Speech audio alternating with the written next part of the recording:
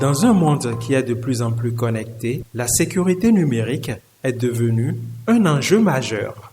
Le cyberharcèlement, cette forme de violence qui a lieu en ligne, est l'un des risques auxquels sont confrontés les utilisateurs d'Internet et notamment des réseaux sociaux. Le cyberharcèlement peut avoir de graves répercussions sur le bien-être et la santé mentale des victimes. Mais il est important de s'en protéger pour limiter ses conséquences. Nous sommes dans une ère et nous sommes dans un contexte, nous sommes à un siècle où ça va aller de plus en plus vite, le développement du digital, l'accès au numérique et l'utilisation du numérique.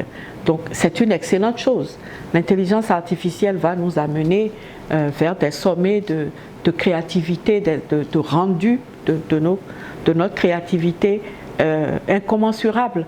Mais en même temps, si on n'est pas cyber-éduqué, si je puis ainsi dire, si on n'est pas éduqué à l'usage et à l'accès au numérique, ça peut devenir fatal. Pour être armé contre le phénomène du cyberharcèlement, cela passe par une connaissance des mesures de protection sur la toile. Il faut éviter déjà de faire le genre de vidéos à caractère sexuel. L'autre chose, c'est que les plateformes de médias sociaux, même que nous utilisons, ont prévu certaines mesures. Donc, nous avons la possibilité à travers Facebook, comme WhatsApp, comme bien d'autres réseaux sociaux, et des options de signalement de contenu ou même de signaler un utilisateur donné, signaler un comportement que vous n'avez pas aimé.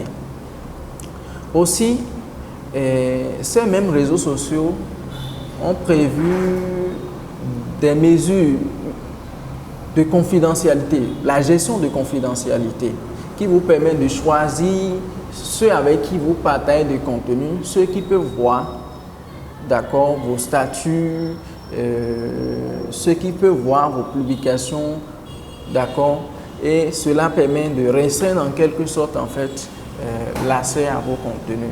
Et même, il y a d'autres options comme l'utilisation des filtres qui vous permet, d'accord, de ne pas accepter un certain nombre de choses. En dehors de ça, il ne faut pas oublier que les utilisateurs doivent aussi utiliser les mots de passe bien sécurisés et surtout de ne pas utiliser les mêmes mots de passe sur les plateformes. Parce qu'une fois que quelqu'un arrive à trouver votre mot de passe, il peut s'en servir pour prendre votre compte même et faire n'importe quoi sous votre pseudonyme, alors que ce n'est pas vous en réalité. Dans la protection de notre sécurité en ligne, les mots de passe jouent un rôle crucial. Ils servent de première ligne de défense contre les cyberattaques et d'autres intrusions indésirables. Il est important de choisir des mots de passe forts et uniques pour limiter le risque de cyberharcèlement. Un bon mot de passe solide, c'est une combinaison, d'accord, de lettres, sinon alphanumérique, de lettres minuscules, majuscules, de caractères spéciaux, de façon à ce que ça ne soit pas devinable. Vous ne prenez pas vos noms, vous ne prenez pas votre année de naissance, enfin, le genre de données que l'on sait sur vous. Le contrôle parental peut aussi être un outil précieux pour assurer la protection en ligne des enfants et les préserver du cyberharcèlement. Déjà, à la maison, il faut pas se fermer. Il ne faut pas se fermer. Il est important de rester à l'écoute des enfants, peu importe les bêtises qu'ils font en tout cas. De point de vue informatique aussi, les réseaux sociaux ont prévu cette option de contrôle parental que les parents peuvent installer sur les devices des enfants de telle sorte qu'ils puissent contrôler les différentes actions qu'ils mènent sur les réseaux sociaux. Cela permet de les suivre et en cas d'accord d'un comportement inhabituel, en tout cas malveillant ou inapproprié, l'on puisse quand même attirer leur attention sur cela. Les parents également aussi, je pense qu'il faut un planning, je sais pas, un planning d'utilisation du numérique. Par exemple, de telle sorte que les enfants sachent que à tel moment-là, par exemple, on n'utilise pas les réseaux sociaux. Je crois que pendant l'année scolaire, on peut, par exemple, interdire l'utilisation des téléphones aux enfants. Et même si c'est un planning aussi par jour, en tout cas, le tout dépend, ça dépend de chaque famille. Mais il est important de penser à ça. Dans la prévention et la lutte contre le cyberharcèlement, les plateformes de réseaux sociaux ont également leur rôle à jouer. Elles doivent prendre assez de mesures pour améliorer leur capacité à lutter contre ce fléau. Les plateformes des réseaux sociaux doivent surtout collaborer avec les États qui utilisent leurs applications. Et l'autre chose aussi, malgré les options qu'ils ont déjà prévues, je pense qu'il faut améliorer un certain nombre de fonctionnalités. Même la fonctionnalité de signalement qui est là,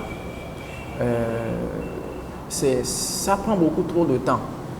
Donc il est important de renforcer cette fonctionnalité-là, de telle sorte quand même que le temps de traitement, ça soit plus accessible, plus facile à utiliser, et que le temps de traitement même, d'accord, du rapport, c'est-à-dire, vous savez, quand vous signalez, il faut une enquête derrière là-bas, il y a quand même pas mal de choses, mais il faut que ce processus-là soit assez court, enfin, que ça se déroule dans un bref délai, de façon à ce que l'on puisse quand même avoir gain de cause. Aussi, les médias sociaux peuvent utiliser aussi l'intelligence artificielle, puisqu'aujourd'hui c'est l'actualité, pour une détection plus automatique, d'accord, de ces comportements, non seulement des utilisateurs qui se livrent à ces comportements, mais aussi du contenu que les gens partagent. Vous allez sur Facebook, c'est rien que des contenus à caractère sexuel.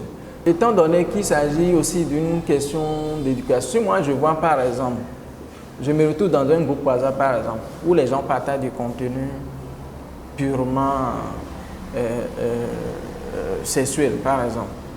Moi je peux sortir du groupe, mais je n'ai pas la possibilité de bloquer le groupe de telle sorte que l'ensemble des utilisateurs, enfin de ceux qui sont dans le groupe, puissent ne pas en bénéficier. Donc je pense qu'il est important de renforcer cette fonctionnalité-là aussi pour permettre donc d'éradiquer le phénomène. Bannir les utilisateurs harceleurs pourrait être la meilleure solution, mais cela ne règle rien à l'heure actuelle. Ces utilisateurs peuvent en effet se réinscrire et commettre les mêmes forfaits. Bien sûr qu'il y a cette possibilité-là de bannir.